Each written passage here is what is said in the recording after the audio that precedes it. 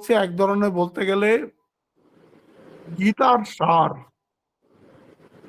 গীতার সার মানে সবচেয়ে প্রথম হচ্ছে আমাদের স্বরূপে আমাদের পৌঁছতে হবে, এটা হচ্ছে আমাদের জীবনের উদ্দেশ্য। সে আমাদের স্বরূপ সম্বন্ধে বর্ণনা আছে, তার জন্য একটা গুরুর প্রয়োজন। গুরুর সামনে আমাকে নিজেকে সমস্ত ভাবে একদম সারেন্ডার করতে হবে।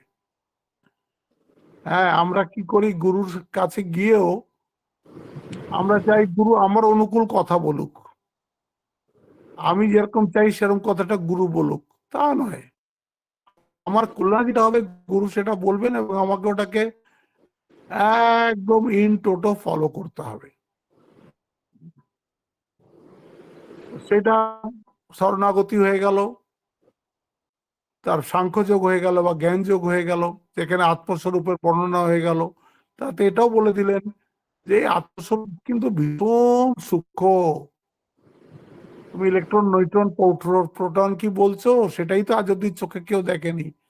আর নিউট্রন, প্রোটন, ইলেকট্রনের যদি কার উপরে দাঁড়িয়ে আছে সেটা সেটা হচ্ছে আত্মা, আরো সূক্ষ্ম। এই জন্য বলছে আশ্চর্যবাদ পশ্চাতি কশ্চিদেনম, আশ্চর্যবাদ বদতি তথৈব চান্য, আশ্চর্যবাদ চৈব অন্যস্যতি স্বাপেনম চৈব ন বেদনা চৈব কশ্চিৎ। খুব সূক্ষ্ম। তারপরে ভগবান বললেন, পম্পা একটা আওয়াজ হচ্ছে শো শো করে, কিসের শুনতে পাচ্ছ? শো শো শো করে আওয়াজ হয়েই যাচ্ছে। আর ঠিক আছে, দেখছি আমি। হ্যাঁ আমরাও শুনতে পাচ্ছি কিন্তু আওয়াজটা। হ্যাঁ, আচ্ছা এখন বন্ধ হয়ে গেল, এখন বন্ধ হয়ে গেছে। যা হোক, তারপরে বললো দেখো তুমি জ্ঞানটা শুনলে বটে, কিন্তু সেটার জন্য একটা প্রসেস আছে, আর সেই প্রসেসের মধ্যে মূল কথা হচ্ছে ইন্দ্রিয় সংযম।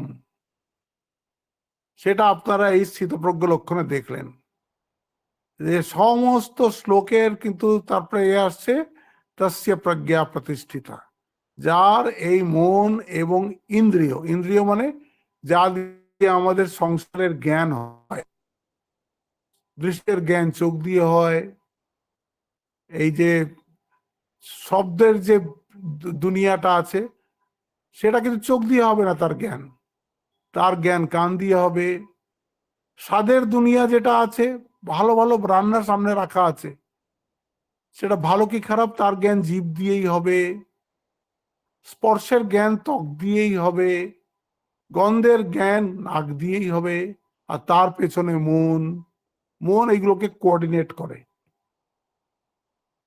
তো এই দুটো যতক্ষণ আমাদের একদম সংযমিত হচ্ছে না, যতক্ষণ এগুলো একাগ্র হচ্ছে না, ততক্ষণ আগে বলেই দিলেন কালকে একটা শ্লোকে, না চা নাস্তি বুদ্ধির আয়ুক্তস্য, না চা আয়ুক্তস্য ভাবনা, না চা ভবেত শান্তি, অশান্তস্য কুতঃ সুখম। বলছে সবই দাঁড়িয়ে আছে কিন্তু তোমার সংযমের উপরে। এখন এখানে একটা প্রশ্ন আসে, সেই প্রশ্নটাই আগে করে নিয়ে তারপরে আমরা আগে চলবো।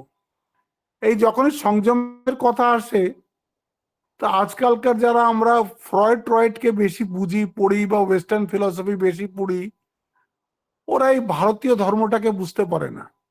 আর আমাদের তথাকথিত ডাক্তার এবং এই সাইকোলজিস্ট যারা আছে, এরা সব সেই শিক্ষায় শিক্ষিত। তারা যখন আবার আমাদের ইস্টার্ন কালচারকে পড়তে যায়, তারা ভাবে এটা বোধহয় একটা, এই ধর্মটা মনে হচ্ছে এটা সাপ্রেশনের ধর্ম। ফ্রয়েড কি বলছে, বলছে না না, ওসব সাপ্রেশন করলে মনের মধ্যে সব কুণ্ঠা হয়, নানান রকমের কমপ্লেক্সেস হয়, এই জন্য একদম ফ্রি ছেড়ে দাও, কোনো মনের মধ্যে কামনা বাসনা লুকিয়ে রেখো না, যা ইচ্ছে তাই করো। তাই করতে গিয়ে দেখুন ওয়েস্টের কি অবস্থা হয়েছে, এবং ভারতেও সেই হাওয়া এসে গেছে। একটা যদি আমার একটা সেলফ ডিসিপ্লিন না থাকে, হ্যাঁ, তাহলে পরে তো এটা একটা পশুর সিভিলাইজেশন হয়ে যাবে। তো এই যে একটাকে বলছে ফোর্স সাপ্রেশন, হুম, ফোর্স সাপ্রেশন আমাদেরটাকে আমরা বলি না। আমাদের এই যে ধর্মটা আমরা বুঝে গেছি, অশান্তস্য কুতঃ সুখম, এইটা আমাদের মনের মধ্যে একদম বদ্ধমূল ধারণা ভারতীয়দের থাকা উচিত। অশান্তস্য কুতঃ সুখম, যদি তুমি অশান্ত হয় মন, তাতে সুখ নেই। এত অশান্ত কেন হয় মন? মন অনেক বিষয়ের মধ্যে যখন ঘুরছে তখন ওটা অশান্ত হয়ে যায়। তো যখন মনটা অনেক বিষয়ের মধ্যে ঘুরছে, তখন সেটা ভগবানের সঙ্গে তার যুক্ত হয় না, বা আত্মার সঙ্গে সেটা তখন যুক্ত হয় না। যুক্তাস্য ভাবনা, তখন ধ্যানও হবে না, তখন ঈশ্বর চিন্তাও হবে না, যোগও হবে না, মন বিচলিত হয়ে থাকবে। অশান্তস্য কুতঃ সুখম, এটা হচ্ছে আমাদের কর্নার স্টোন। এর উপরে আমাদের সমস্ত আধ্যাত্মিক জীবন দাঁড়াবে।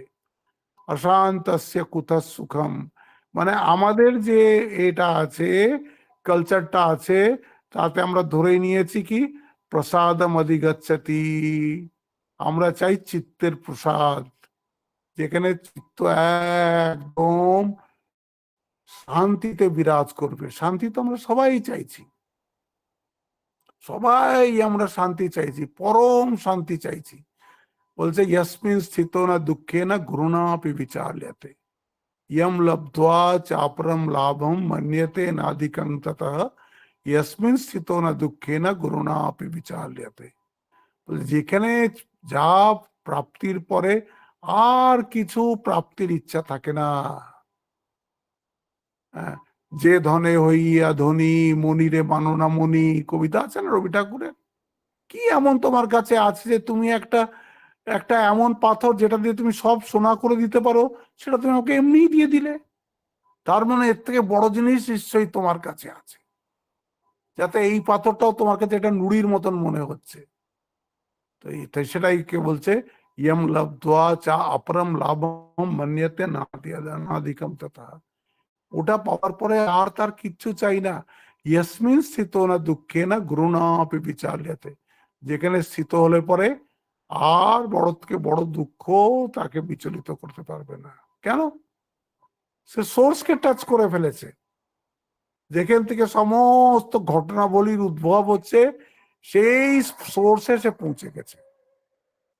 আপনি এটা একটা আন্দাজ করে নিন, যাওয়া তো যাবে না, ধরুন সমুদ্রের একদম তলায় পৌঁছে গেছেন, ধরে নিন একটা একটা এটা, সেখান থেকে শুধু মানে সমুদ্রের তলায় পৌঁছালে সেখান থেকে ঘোর অন্ধকার, সেরকম নয়, কিন্তু আপনি একটা এমন জায়গায় পৌঁছে গেছেন যেখানে কোনো উপরের কোলাহল আপনাকে আর স্পর্শ করছে না, কিচ্ছু আপনাকে স্পর্শ করছে না, ফিজিক্যালি অন্তত।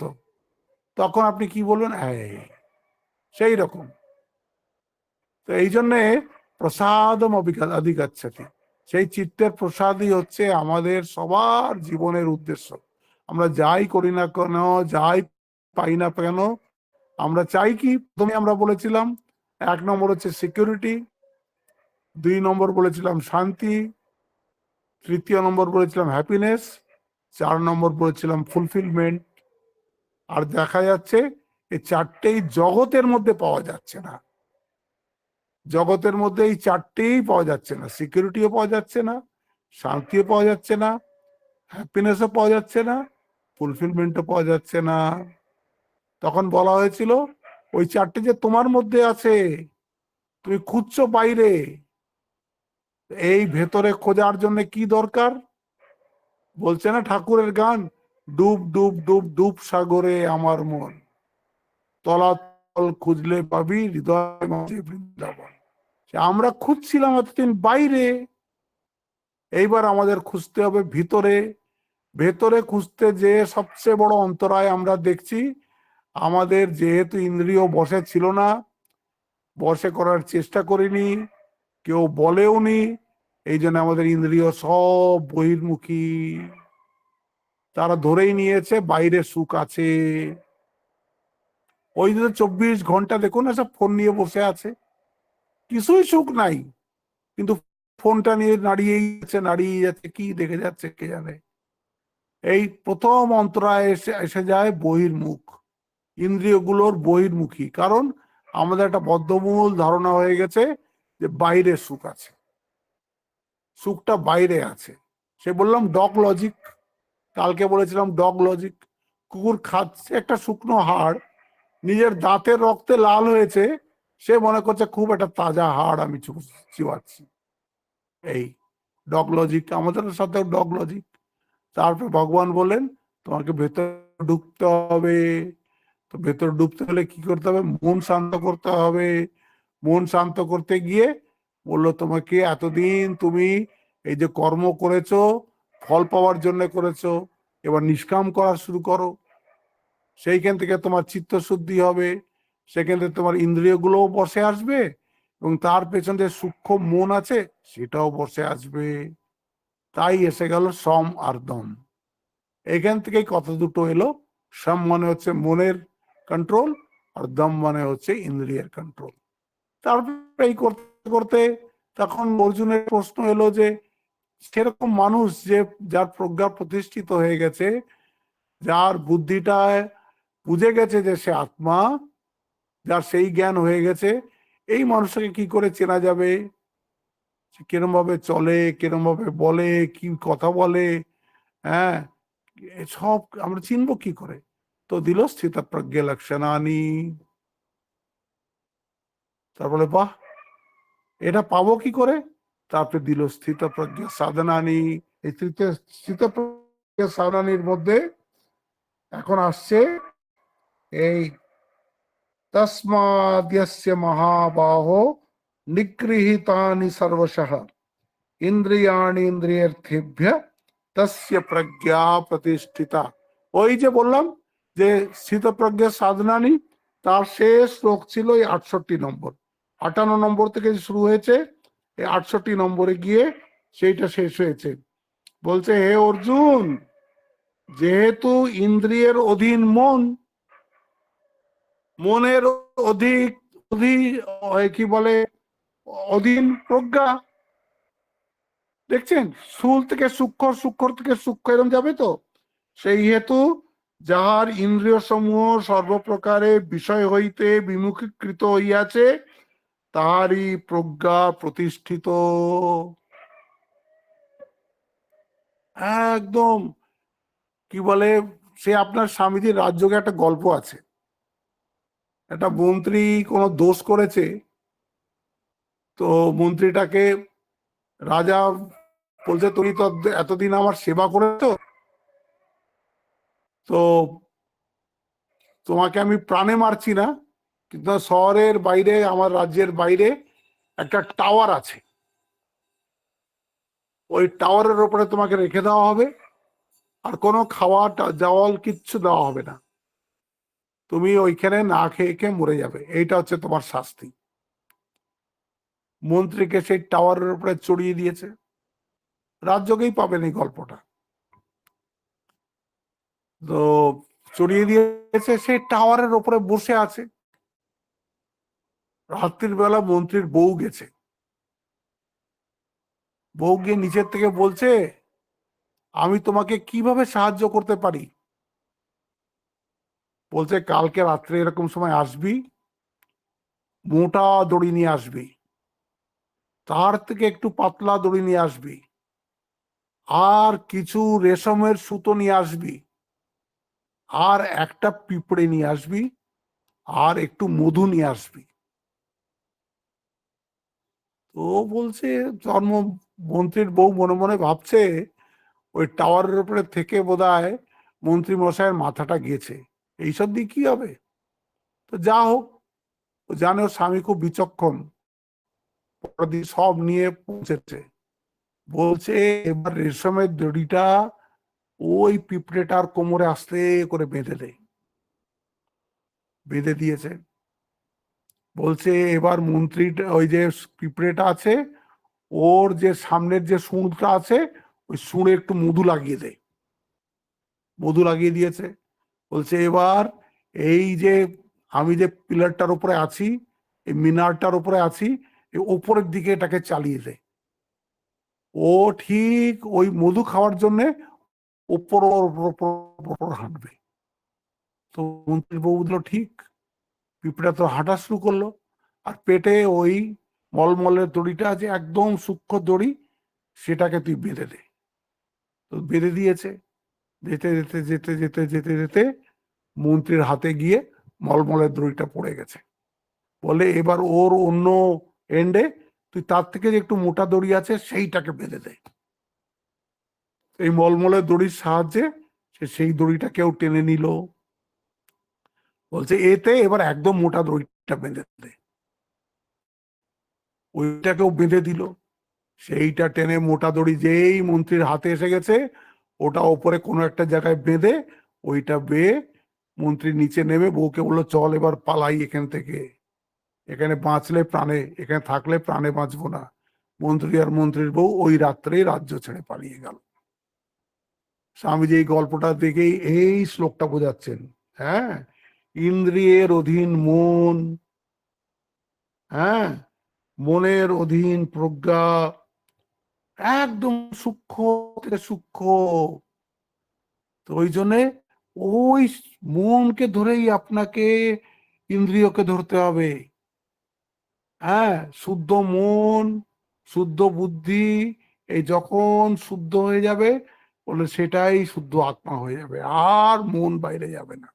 তাই এখানে বলছেন যে যেহেতু ইন্দ্রিয়ের অধীন মন, মনের অধীন প্রজ্ঞা, সেই হেতু যাহার ইন্দ্রিয় সমূহ সর্বপ্রকারে বিষয় হইতে বিমুখীকৃত, তাহারই প্রজ্ঞার প্রতিষ্ঠিত। এখন কথা হচ্ছে,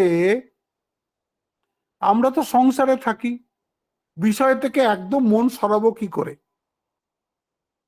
এখানে কিন্তু এইখানেই ভুল হয়ে যায় মানুষের। বিষয়ের থেকে সরানো মানে কিরকম, যেরকম নদীর থেকে জল বইছে, নদী দিয়ে জল বইছে, এখন যদি আপনি ওর মধ্যে মাঝে মাঝে ড্যাম লাগান, তাহলে সেই ড্যাম থেকে দেখুন ইলেকট্রিসিটিও তৈরি হবে, আবার সেই জলটা আবার আগে চলে যাবে, আর আগে গিয়ে আপনি চ্যানেল করে দিন, সেগুলো সব কি বলে খেতে খেতে খেতে সব সবুজ একদম ফসল হবে। আপনারা যারা ভাকড়া নাঙ্গাল দেখেননি, কি এই যে সর্দার সরোবর দেখেননি, এগুলো একবার দেখে আসুন। আজ ভাকড়া নাঙ্গালের জন্যে একদম রাজস্থানের মরুভূমিতে অব্দি সবুজ ফসল হয়, এই ভাকড়ার জল যায়। তারপরে এটা কি দেখলো, ভাকড়া তো সতলেজ নদীর ওপরে তৈরি, সতলেজ নদীটার মধ্যে তো জল কম, এদের তো অনেক এরিয়া বেশি, এরা আরেকটা টানেল করে ব্যাস নদীকে এনে সতলেজের মধ্যে ফেলেছে। এখন দুই নদীর জল একসাথে ভাকড়ায় গিয়ে ভাকড়ার থেকে এখন বিভিন্ন জায়গায় চলে যাচ্ছে। আপনি যদি এই যে নর্মদায় যান, নর্মদার কতটা মাত্র 800 850 কিলোমিটার মাত্র তার লেন্থ, যেখানে উদ্গম এই অমরকণ্টকে, সেইখান থেকে যে সমুদ্র 800 850 কিলোমিটার। এই 800 850 কিলোমিটার মধ্যে এর মধ্যে 5টা না 6টা ড্যাম লাগিয়ে দিয়েছে। প্রত্যেক জায়গায় ইলেকট্রিসিটি তৈরি হচ্ছে, আবার প্রত্যেক জায়গায় জলটা আরো গিয়ে গিয়ে গিয়ে গিয়ে একেবারে কত ক্যানাল তৈরি করে করে করে করে করে আর কত জায়গা সব সবুজ করে দিয়েছে। এইটা আপনাদের তো দেখাই উচিত, সর্দার সরোবর প্রজেক্ট, যেখানে বল্লভভাই পটেলের পৃথিবীর সবচেয়ে উঁচু মূর্তি আছে। আমি রিসেন্টলি দেখলাম, এই এটা পোস্টিং হওয়ার আগে, এখানে পোস্টিং হওয়ার আগে আমি গেছিলাম দেখতে, আর অদ্ভুত। সেই লিফট আপনাকে নিয়ে যাবে একদম সেই বল্লভভাই পটেলের বুক অব্দি, ওর উপরে আর মানে পাবলিক যেতে পারে না, মেনটেন্যান্সের লোক যায়। ওখান থেকে আপনি এই ছোট ছোট দেখাবে সব বিশাল সেই মূর্তি, হ্যাঁ অদ্ভুত সেই মূর্তি বানিয়েছে, তার মধ্যে দিয়ে লিফট চলে যাচ্ছে, আর তার পায়ের তলা একটা বিরাট মিউজিয়াম, বিশাল মিউজিয়াম। ওর যে কন্ট্রিবিউশন কি দেশের জন্য বল্লভভাই পটেলের, সেইখানে সব লেখা আছে। এটাকে বলে সর্দার সরোবর ড্যাম। আর ওর ওদিকে এটা নর্মদার ওপরে, সেই নর্মদার সব ক্যানাল বেরিয়ে গেছে, আবার যে এক্সট্রা জলটা আছে সেটাকে সমুদ্রে যেতে দিচ্ছে। এখন আপনি যদি এই ড্যাম না লাগান, এই সবটা জলই সমুদ্রে চলে যাবে, তার মানে ওয়েস্টেজ। যেখানে ড্যাম নেই সেখানেই জল ওয়েস্টেজ। সমুদ্রে চলে গেলে আর কি হলো? নদীটার জল যদি সব সমুদ্রেই চলে যায়, তাহলে তো জল নদীটার কোনো আমার লাভ হলো না। ওটা থেকে যদি ক্যানাল কাটা যায়, ওর মধ্যে যদি হাইডাল পাওয়ার লাগানো যায়, তাহলে আমাদের জলও পাবো, ইলেকট্রিসিটিও পাবো। এরকমই মনটাকে যদি আপনি একদম ছেড়ে দেন, ওয়েস্টেজ। ওটাকে যদি একদম আটকে দেন, যেটা এরা ভাবে সাপ্রেশন, তাহলেও ভেতরে কুণ্ঠা হবে। এই যে যেরকম এখন করছে, এই যে ইন্দাস একটা প্যাকটা তো ইন্ডিয়া এখন মানছে না। এখন এই যে পাঞ্জাবের থেকে 5টা নদীর জল যে পাকিস্তানে যেত, বলছে এখন থেকে আমরা সেই প্যাক্ট মানছি না। তো 4টে নদীর জল তো আগের থেকেই দেওয়া বন্ধ করে দিয়েছে। চিনাবের জলটা এখনো যায়। কেন? চিনাবের জলটাকে এখনো ওদের কন্ট্রোল করার মতো সেসব চ্যানেল বানানো নেই। মোদি বানাচ্ছিল অনেকদিন থেকে, জানে এগুলো একদিন করতে হবে, তো এখন ওটা শেষ হয়নি। এই জন্য করে কি, মাঝে মাঝেই ওদের এত জল ড্যামে ভর্তি হয়ে যায়, তখন হঠাৎ করে ওরা গেট খুলে দেবে। ওদের সব শহর টর ডুবে যাচ্ছে এখন। এখন তো বলছে আমরা, আমাদের বলার কোনো দরকার নেই। আগে আমরা প্রত্যেকদিন বলতাম আজকে আমরা জল ছাড়বো, এতটা জল ছাড়বো। এখন বলছে আমরা ওই প্যাক্ট মানি না তোমাদের। এখন মাঝে মাঝে সেই ফটো এসছিল, এত জল আসছে, ওই যখনই গেট খুলে দিচ্ছে তখন সব ওদের শহর ভেসে যাচ্ছে। হয় দিচ্ছেই না জল, সব শুকিয়ে যাচ্ছে, আর নয়তো এত জল দিয়ে দিচ্ছে যে সব ভেসে যাচ্ছে। তো মনটা হচ্ছে এইরকম। এটাকে যদি আপনি একদম ড্যাম লাগান, তাহলে এটা ডিভাস্টেশন করে দেবে, ড্যামটাকেই ভেঙে উড়িয়ে দেবে। যদি আপনি ওটাকে কি বলে চ্যানেলাইজ না করেন, সেই জলগুলোকে যদি আপনি ক্যানাল দিয়ে না নিয়ে যান, আর যদি ড্যাম নাই বানান, সবটা জলই ওয়েস্ট। তাই জন্য বলছে ইন্টেলিজেন্টলি আপনাকে এই যে সোর্স অফ এনার্জিটা আছে, যেটা আপনার মাইন্ডের, এটাকে আপনাকে ইন্টেলিজেন্টলি ইউজ করতে হবে। এর মানে হচ্ছে সর্বপ্রকারে বিষয় হইতে বিমুখীকৃত, মানে যা আমি দেখতে চাইবো তাই আমি দেখবো, যা আমি শুনতে চাইবো তাই আমি শুনবো। আমার সব কিছুর উপরে ফিল্টার লাগানো থাকবে, আমার এগুলো অধীনে থাকবে, আমার ইন্দ্রিয় আমার অধীনে থাকবে, মনও আমার অধীনে থাকবে। I am the master of all this. আমি এদের পেছন পেছন যাব না, এরা আমার পেছন পেছন আসবে।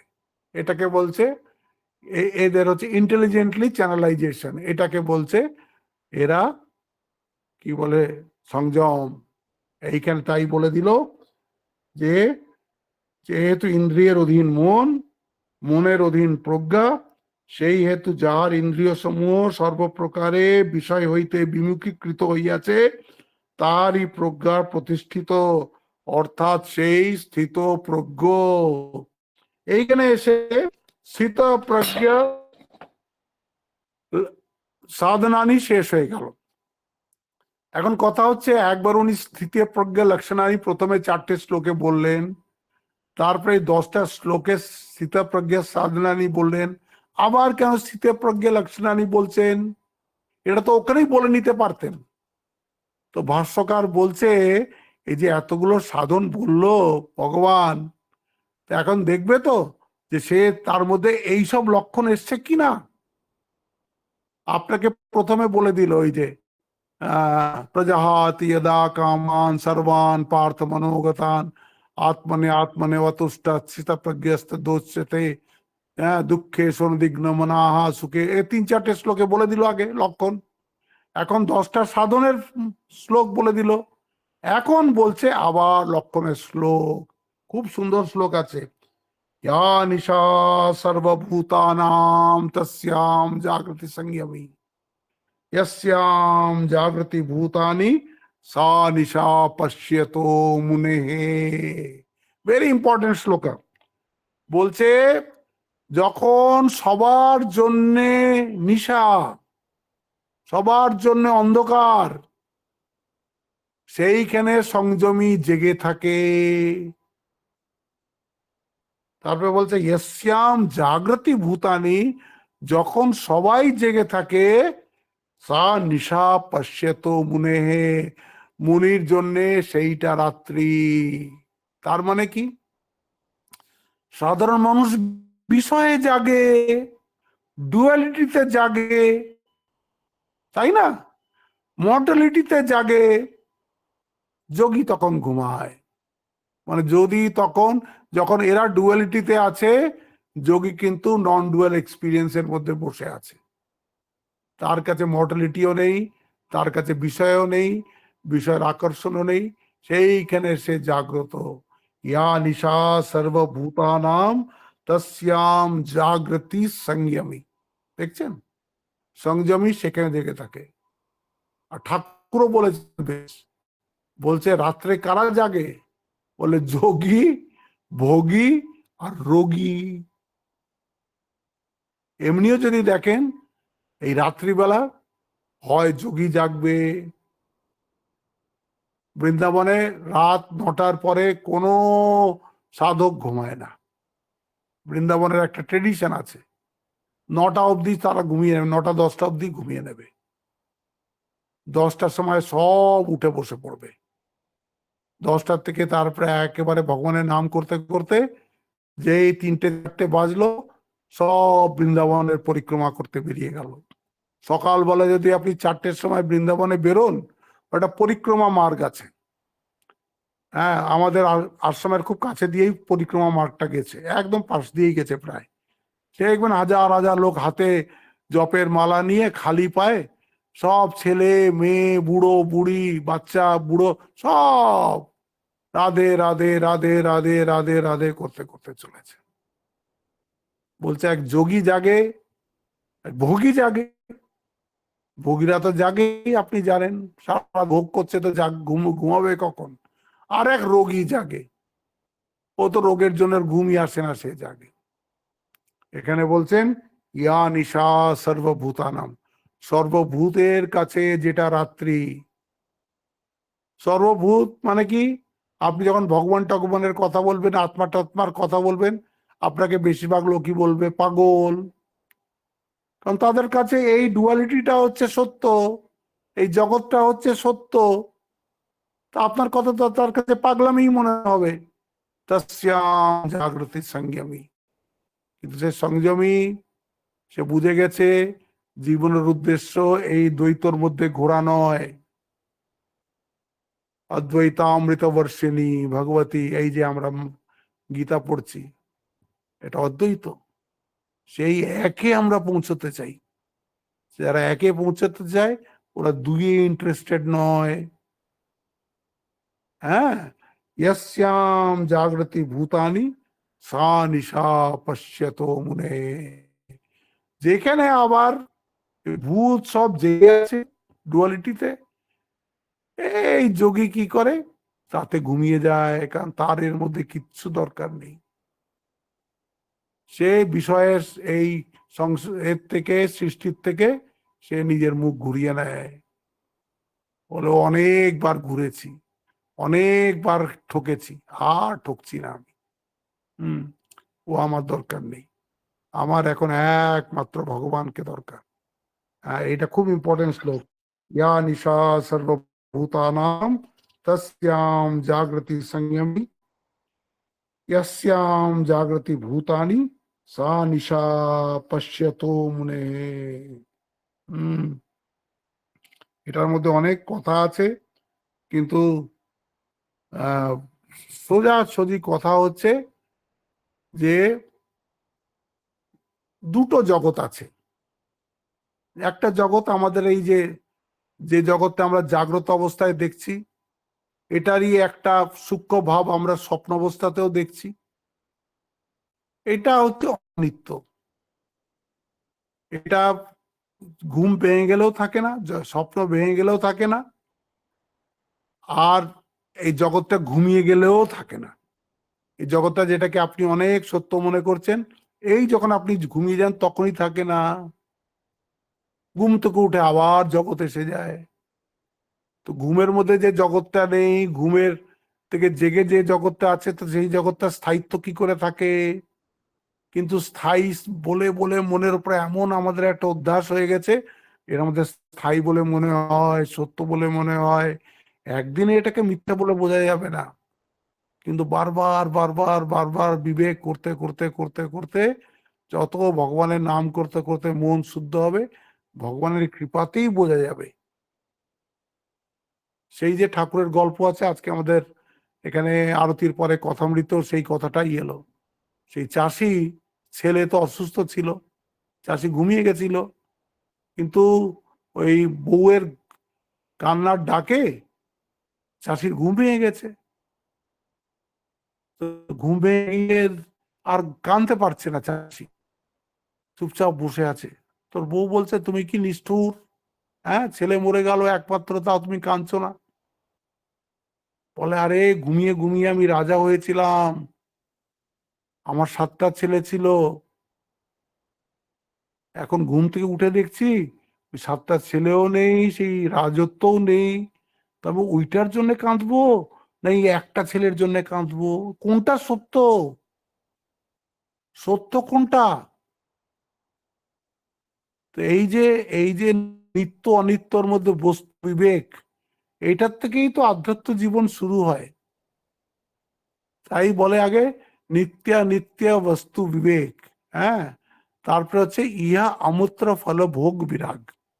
আগে বিবেক হবে, বিচার আসবে, আর যখন বিচার এটা স্থির হয়ে যাবে, যা কিছু আমরা দেখছি, শুনছি, অনুভব করছি, এগুলো সবটাই হচ্ছে অনিত্য, তখন আমার এই অনিত্যের থেকে বৈরাগ্য হবে।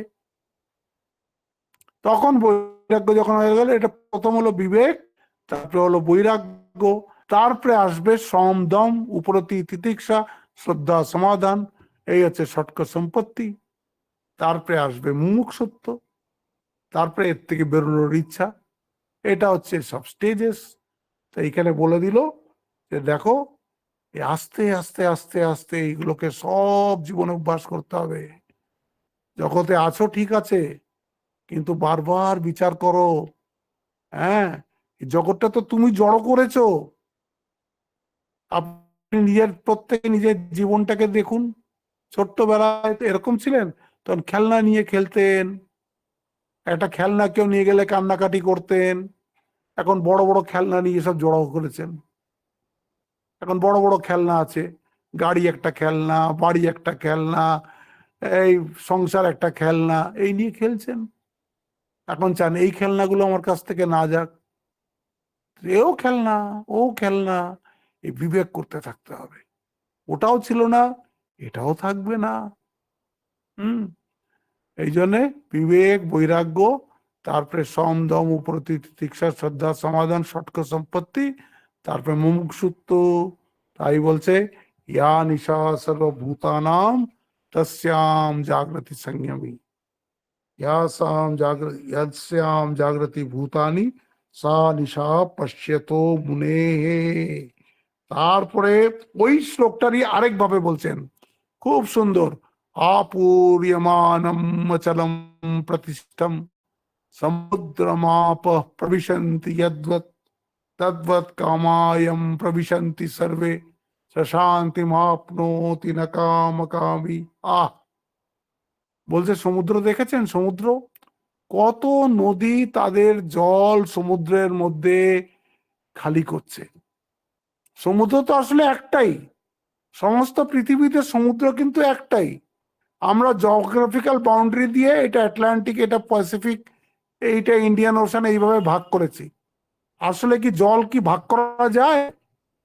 বিভিন্ন পৃথিবীর যত নদী আছে সব তো জল ফেলছে সমুদ্রের মধ্যে। যেখানকারই জল হোক সব সমুদ্রের মধ্যে ফেলছে। তো সমুদ্রের লেভেল কি 1 ইঞ্চিও বাড়ে? 1 ইঞ্চিও বাড়ে না। সমুদ্র যেমন স্থির অচঞ্চল ওই লেভেলে ছিল, সেই অচঞ্চল সেই লেভেলেই আছে। এত নদী নিজের জলের মধ্যে ফেলার পরেও সমুদ্রের লেভেল কিন্তু বাড়ে না। এরকমই এই যে যে স্থিতপ্রজ্ঞ, তার কত রকমেরই অ্যাটাক আসুক না কেন, ইমোশনাল অ্যাটাক আসুক না কেন, শান্তি মাপনোতি না কামকামী আপূর্যমানম অচলম প্রতিষ্ঠম সমুদ্র মাপ প্রবিশন্তি। দেখুন, সমুদ্রের মধ্যে যে এত নদী নিজের আপুরিত করছে, জল ফেলছে, তদ্বৎ কামায়াম প্রবিশন্তি সর্বে শান্তি মাপনতি। এত কামের অ্যাটাক একটা যোগীর ওপরে হচ্ছে, একটা স্থিতপ্রজ্ঞের ওপরে হচ্ছে, শান্তি মাপনতি না কাম কাম, সে একদম চুপচাপ দাঁড়িয়ে আছে। এই যে তার যেমন বহু নদ নদী পরিপূরিত অচল ভাবে অবস্থিত সমুদ্রের অপর জলরাশি প্রবেশ করে, অন্যান্য নদ নদী প্রবেশে বা অপ্রবেশে সমুদ্রের যেমন কিছুই ক্ষতি বৃদ্ধি হয় না, সেইরূপ ভোগ সকল যাহাতে প্রবেশ করে তিনি শান্তিপ্রাপ্ত হন। তার কাছে আসছে ভোগ, কিন্তু তাকে এফেক্ট করতে পারে না, তাকে কোনো রকম এফেক্ট করতে পারে না। যিনি সকলে সব, তিনি ভোগ সকলের কামনা করেন, তিনি পান না। যিনি ভোগের যার ইচ্ছা আছে, তারই প্রবলেম, তারই ওই প্রবলেম যে তার মন বিচলিত থাকবে। সব কিছুর পেছনে দেখুন সেই এসে যাচ্ছে ডিজায়ার। বুদ্ধেরও এইখানেই, বুদ্ধ এটাকে তৃষ্ণাকে বলছে তানহা, ওদের পালি ভাষায় তৃষ্ণাকে ওরা তানহা বলে। বলে সমস্ত দুঃখের মূল হচ্ছে এই তৃষ্ণা। এই তৃষ্ণাটা যদি যায়, তাহলে মানুষ সর্ব দুঃখ থেকে নিবৃত্তি পেতে পারে। সেই দুঃখ নিবৃত্তিকেই বলছে নির্বাণ। সেখানে তারা তো বেদকে মানেনি, কিন্তু কথা ওই বেদেরই বলছে।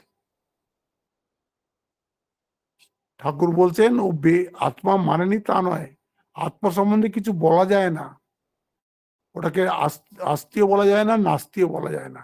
সত্যিই তাই, আমরা আত্মা আত্মা আত্মা বলে আত্মাটাকে খুব ডাইলুট করে ফেলেছি। কিন্তু আত্মা বলে সত্যি, আত্মা বলে কিন্তু কোনো কনসেপ্ট আমাদের মনের মধ্যে আসে না। ওই যে আমরা যে আপনাকে ছটা প্রথমে ওই পড়াতে গিয়ে যে বলেছিলাম যে আত্মা is not part, product or property of this body, কি করে বুঝবেন? It is not confined by the boundaries of the body. It does not die. Does not die with the death of the body. হ্যাঁ, সব কি বলে বলে দিয়েছে। কি করে আপনি এটাকে বুঝবেন? এই ধ্যানের গভীরেই বোঝা যাবে। এই ধ্যানটাই হচ্ছে আসল। আমাদের মন তো ধ্যানের জন্য প্রিপেয়ার্ড নয়, এই জন্য আমরা জপ করি। জপ করে করে করে করে করে করে মনটা যখন একদম শুদ্ধ হয়ে যাবে, এই ধ্যানটাই আমাদেরকে, এই জপটাই আমাদেরকে ধ্যানের দিকে নিয়ে যাবে। এই জন্য আমাদের গুরুদেবরা আমাদেরকে সব এই জপের জন্য ইনস্ট্রাকশন দেন। উনি আমাদের অবস্থা বুঝেন তো, যে আমরা এখন ধ্যান করতে পারবো না। আমাদের এখন জপ করে করে করে করে করে করে এই সংসার করতাম, এখন ভগবানের নাম করে করে মনটাকে শুদ্ধ করতে হবে। আর যত মনটা শুদ্ধ হবে, তত সেটা ধ্যানে বসবে। তত সেটা এই আত্মাবলোকন করতে, নিজের উপর নিজের ধ্যান করা কি সহজ কথা? কত মন শুদ্ধ হলে সেই মন দিয়ে মনকে, এই আত্মাকে ধ্যান করা যাবে? আপনি ভাবুন তো, ওটা সোজা নয়, খুব কঠিন। কিন্তু জবটা সহজ, মানে জব যেরকম করা উচিত সেটা আমাদের হচ্ছে না, কিন্তু করতে তো পারছি। এটা যদি সিনসিয়ারলি করতে থাকি, এটাই আস্তে আস্তে আস্তে আস্তে ধ্যানে পর্যবসিত হবে। আর একবার ধ্যানে পর্যবসিত হয়ে গেলে তখন এক আলাদা জগতে আপনি চলে যাবেন। সেটাই এখানে বলে দিলেন, আপূর্যমানম অচলম প্রতিষ্ঠম সমুদ্রমাপ প্রবিশন্তি যদ্বৎ তদ্বৎ কামায়ম প্রবিশন্তি সর্বে শান্তি মাপনোতি না কাম কামি। এত তাড়াতাড়ি করেও সম্পা দুটো শ্লোক রয়ে গেল। আজকে আজকে এখানেই শেষ করছি, পরের সোমবারে দুটো শ্লোক শেষ করব। আর তারপরে পরে মঙ্গলবারের দিনে, সামনের মঙ্গলবারে আমরা তৃতীয় অধ্যায় শুরু করব। ঠিক আছে? ঠিক আছে মহারাজ। হ্যাঁ হ্যাঁ। ওম শান্তি শান্তি শান্তি। হরি ওম তৎসৎ। শ্রীরামকৃষ্ণার্পণমস্তু।